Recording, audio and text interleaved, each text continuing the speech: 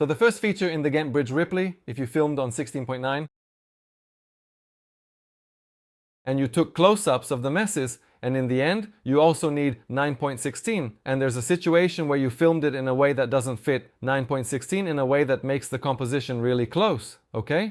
I'll give you an example here.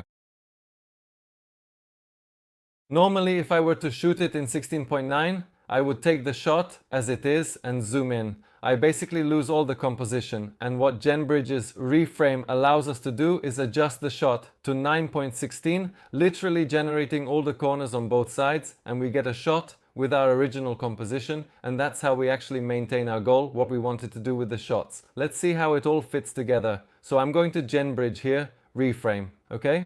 And now I will do select from timeline. My recommendation before we do this is to give a tail of 2 primes on each side. And let's put it back in. Okay, now we can see the hours we put in. You'll be working with Ray Flash 2 right now. Choose an aspect ratio. What aspect ratio do you want? Most likely you'll want to take it from 16.9 to 19.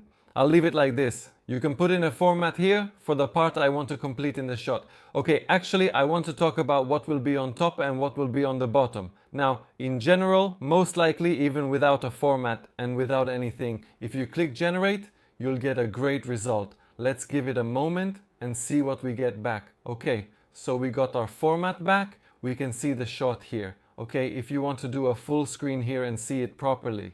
Cool, wow. The truth is that it works. Okay, so if we liked it, I actually click add to timeline and it goes into the timeline. Okay, now if we want to do an upscale, by the way, we can do an upscale to 4K. If I want to take control of my Genrot now, then what I can do is, okay, I can do an adjust frame position. I can actually put it where I want. That my original frame will go into the reframe, okay? That gives you control.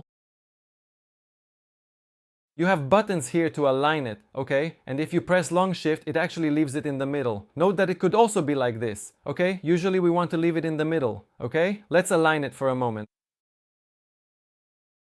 So long press shift and subtract. Okay, so let's say I now want it to be up here and I'm going to do a generate, right? Okay, when I do a generate here, I can choose between Luma and Nano Banana. Usually Luma works pretty well. Sometimes it has problems. So if it has problems, you can just switch to Nano Banana and let's go great generator. And you can see we got the generators back and I have a pretty accurate completion. I lifted the shot up a little. I now have the person's face here. Amazing, amazing, amazing, amazing, great. So now I can actually do a generate and I will get the shot the way I wanted with full control. Now I recommend using Luma if you want the feature of actually moving the position of the shot great.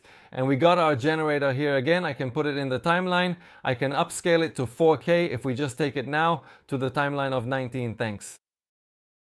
Okay, let's see how it looks. Okay, let's do an upscale. Fit it. Bam. Cool. So this is basically our original shot, and all of this was generated. Pretty crazy.